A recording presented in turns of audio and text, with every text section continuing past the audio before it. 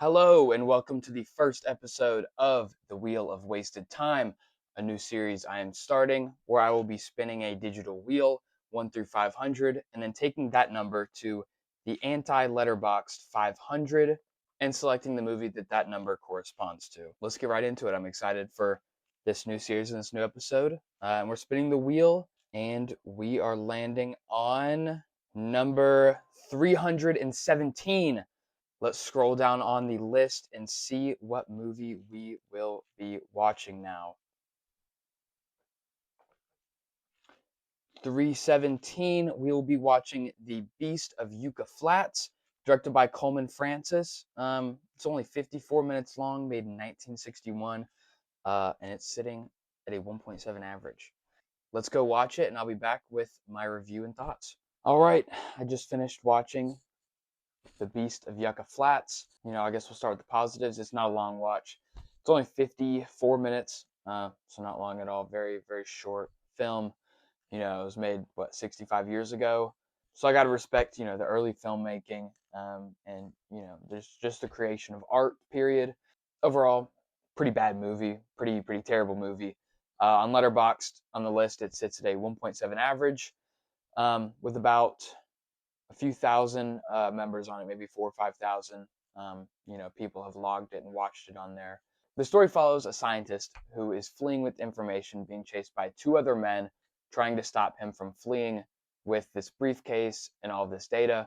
I thought the action in this scene was decent. There's a car chase, there's a plane chase in the movie, which for its time is great, but the action was horrible. They had, no effort for effects to make any of the guns look real, or any of the, murder scenes from the Beast. Any of the choking scenes were very low effort.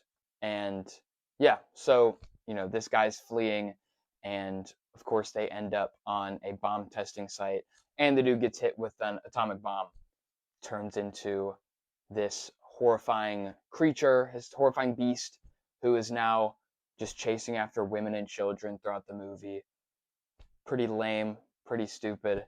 He's not even really much of a beast. He's really just a big lumbering simpleton, who can't talk and doesn't think much, but is just chasing people with like a stick and then just strangling them. Not very scary for it being a horror, not very action packed for it being an action movie.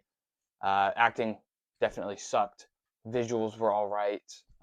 Black and white movie. Some of the cinematography was solid. Yeah, not much to talk about. There was a narrator throughout most of it. He kind of just rambled a bit, and then most of the audio was like voiceover, like lip synced to the clips, which was interesting. I don't think it was well executed, but I guess overall thoughts. If I were to suggest this movie, I would say do not watch it, um, unless you want to just sit with your friends, or family and just something short just to laugh at and make fun of. I have to respect that it was made and that it was art, but my review, I'm giving it a 1 star out of 5. Uh, yeah, not much going for it. Not much was, over the top enjoyable. I thought all the negatives definitely, canceled out any positives I could find in it. Overall, yeah, 1 star. Not a very good movie, but not the worst. There's definitely worst out there. Hope you guys enjoyed my quick, brief review and our first episode of The Wheel of Wasted Time. Please like and subscribe, and let me know if you guys have seen this in the comments, or if there's any movies you guys want to hear me talk about next. See you next time.